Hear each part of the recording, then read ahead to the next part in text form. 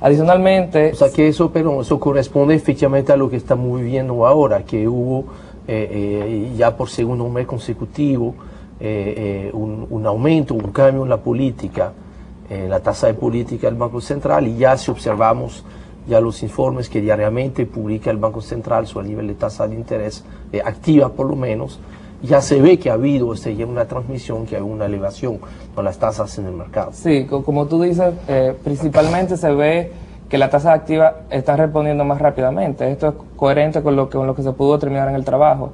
Las tasas activas responden mucho más rápido que las tasas pasivas. Y dentro de las tasas activas, por sectores económicos, las tasas para viviendas o hipotecarias son las que más responden con una mayor prontitud, digamos, a la política monetaria. Tenemos que decirle a los amigos televidentes, porque no todos entienden lo que son tasas activas y tasas pasivas, y la tasa de política monetaria, un poco para que podamos tener una comunicación más directa con ellos. Que no seamos técnicos secos, como nos acusan. Definir lo que es tasa activa y tasa pasiva, y por qué el sistema financiero es más agresivo con el caso de las tasas activas que con el caso de las tasas pasivas. Sí, las tasas activas son las tasas que los bancos comerciales cobran para realizar préstamos al sector privado. Estos préstamos pueden ser préstamos para adquisición de viviendas, préstamos para financiar proyectos comerciales o préstamos para consumo de la familia, ya sea bienes durables como el consumo de automóviles. Y las tasas pasivas son las tasas que le pagan al sector privado por sus depósitos. A los depósitos. Por sus ahorros. A sus ahorros, exactamente. Es la tasa que ofrecen las entidades financieras para captar ahorro del público. Porque en este caso de lo que estamos hablando es de la intermediación financiera que hacen las entidades bancarias. Básicamente ellas captan del público, cuando el público lleva el dinero, lo deposita en la banca. Eso es un depósito remunerado, como normalmente ocurre. Le están pagando una tasa pasiva, que es el costo que incurre la banca para captar el ahorro del público. Pero como la banca lo que hace es una labor de intermediación financiera, esos mismos depósitos que recibe lo presta a los sectores usuarios del crédito, que son los sectores productivos y comerciales, para que desarrollen sus actividades productivas. Entonces, una de las conclusiones de tu trabajo es que la tasa activa se mueve más rápido frente a un cambio en la tasa de política monetaria que la tasa pasiva. Entonces aquí lo que hay es, ¿qué implica esto? Porque debería ser como igual, ¿no? Porque si de lo que hablamos es de un margen de intermediación financiera, entonces la banca trabaja por la diferencia que hay entre la tasa pasiva y la tasa activa. Que dicho sea de paso es bastante alto aquí. Es una diferencia bastante grande, casi el doble. Ahí hay que trabajar. Casi el doble. Eso no le gusta mucho a los bancos que se diga, pero es una realidad. Tenemos que hacer una eficiencia, irnos a los estándares. No es nuevo, ha sido histórico, y realmente no se ha logrado bajar mucho Entonces aquí ya para cerrar esta sesión, de lo que estamos hablando es de las respuestas del mercado financiero a las señales. A las señales que envía la autoridad monetaria cuando cambia su tasa de política monetaria. En este caso, la autoridad monetaria lo que está enviando una señal o induciendo determinadas reacciones de parte del sector financiero, y esto tiene detrás un objetivo de política monetaria que está dependiendo de cómo anda el sector de la macroeconomía y de cuáles son los propósitos que tiene, o de la anticipación que están tomando las autoridades monetarias frente a los cambios que eventualmente pudieran darse por razones externas o por razones internas de la economía. Vamos a una pausa, retornamos en breve. Sí.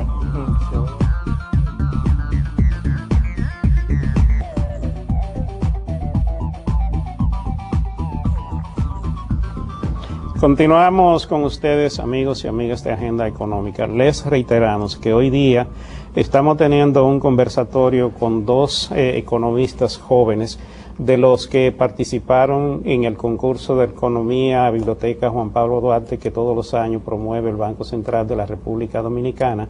Ellos fueron premiados con el segundo y el tercer premio del concurso.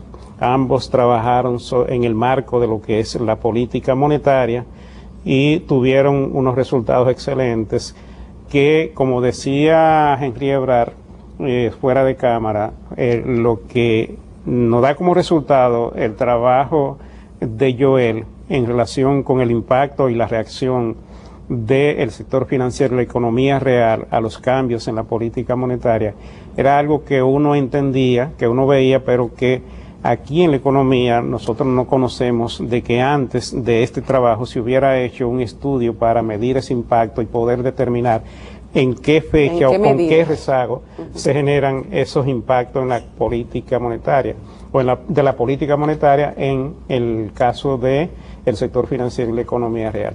De manera que podemos decir, Joel, que tú has hecho un buen aporte al estudio de la economía dominicana y de la política monetaria en la República Dominicana. Ahora vamos a hablar con Francisco Alberto Ramírez de León, quien obtuvo el tercer lugar con su trabajo Perturbaciones externas y cambio de política económica, un análisis de la dinámica macroeconómica de la República Dominicana para el periodo 1998-2009. Trabajo interesante porque aquí estamos conectando el sector externo con la economía interna. Así es. Sería bueno que tú nos pusieras al tanto de cuál fue tu meta que tú quisiste demostrar.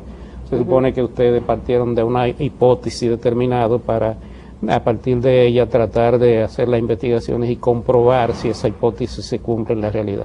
Sí, antes que nada quiero darle las gracias a ustedes por invitarnos a su programa. Para mí es personalmente un tremendo honor, porque siempre veo el programa, aunque sea en YouTube. Sí. El honor es nuestro. Gracias.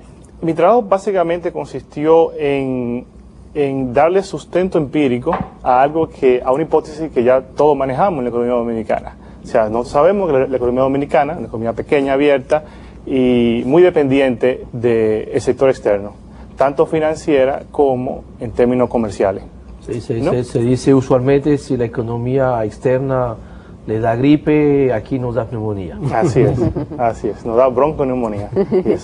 Entonces, partiendo de esas premisas, que eran parte del lenguaje popular, ¿no?, de esa dependencia que existe entre el sector real dominicano, el sector financiero, con la economía internacional, entonces decidimos entonces construir un modelo macroeconómico que recoja todos esos mecanismos planteados en las hipótesis, principalmente relacionado a cómo reacciona o la coordinación entre el ciclo económico dominicano, el ciclo del Producto Interno Bruto dominicano respecto a su principal socio comercial, Estados Unidos. En este caso Estados Unidos. También desde el punto de vista doméstico incluimos variables, principalmente la fiscal. Ahí construimos un indicador de impulso fiscal que solamente refleja el impacto que tiene el gasto fiscal sobre el PIB, sobre el crecimiento y sobre la inflación además.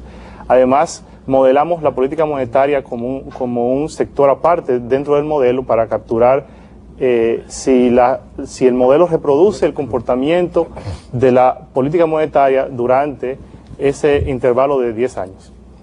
Qué interesante. Exactamente. Es un momento interesante. Otra variable incluida fue la tasa de interés externa. Ahí, bueno, los que han trabajado más empíricamente, ensuciándose la mano con los datos, se dan cuenta de que tener un indicador de tasa de interés externa para tú más o menos hacer análisis empírico no siempre es posible. Utilizando una variable como la tasa LIBOR, como variable proxy o aproximada de esa digamos, situación financiera externa para la República Dominicana, capturamos ese canal también. Sí, ha habido poca, es cierto que se ha hablado poco de la influencia que tiene la tasa de interés en los mercados externos sobre el comportamiento de la economía dominicana. Nos hemos focalizado mucho, según lo muestra el trabajo del compañero tuyo, sobre el impacto de la tasa de interés en la República Dominicana, pero ha sido siempre un poquito más alejado de nosotros esta dimensión, por lo que me parece interesante que se haya explorado esta dimensión, ¿no?